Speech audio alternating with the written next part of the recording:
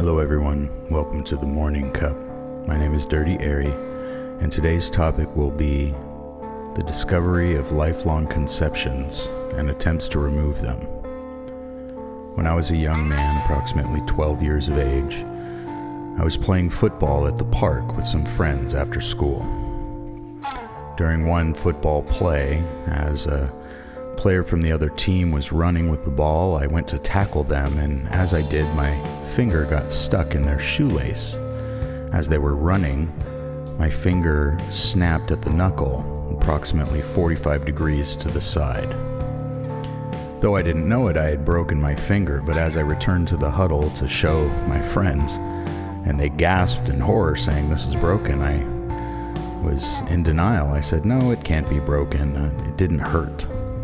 I continued playing for about an hour before going home, and as I walked into the kitchen where my mother was preparing dinner for my younger triplet siblings, I showed her my hand, and without a word, she grabbed my finger and snapped it back into place and said, "It's fixed."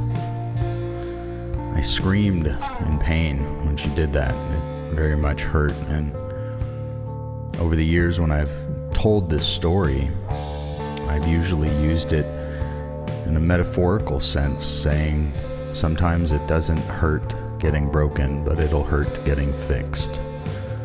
A line to carry with you in the therapist office, if you will. Other times I've described the scenario as being a hallmark of gratitude for having a mother who was a nurse. But in that moment, a conception was born, a lesson, a life lesson, if you will. This woman was my caretaker. She was my mother.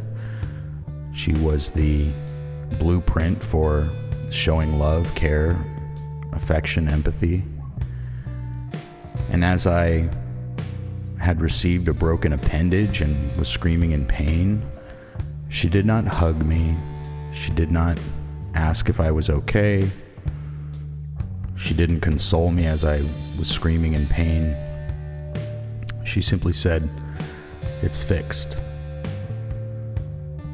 Now, later in life, as I begin to encounter relationships, a very common phrase I have had spoken to me by my significant others was that I don't care.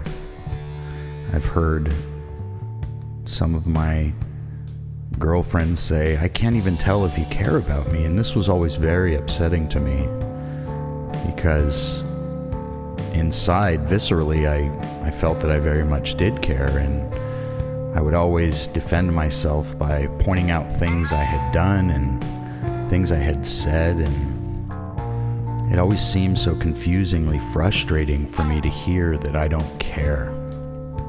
But upon further examination of some of my childhood events that may have left visceral marks, it became clear to me that a lifelong conception was born the day that I broke my finger.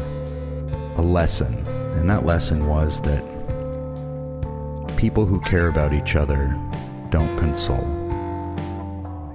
They fix, and they move on. And although this is not a sustainable conception, it is one that was very much viscerally implanted in me, and then due to the traumatic nature of the event, simply put into the back of my mind somewhere that is not easily recalled without specific therapeutic practice. And yet here, 31 years later, I find myself discovering these lifelong conceptions, this finger being one of many, that taught me a lesson I would very much like to unlearn, that when caring for someone deeply, the lesson I learned was that you don't console them, you don't even acknowledge their hurt, you just fix it and move on.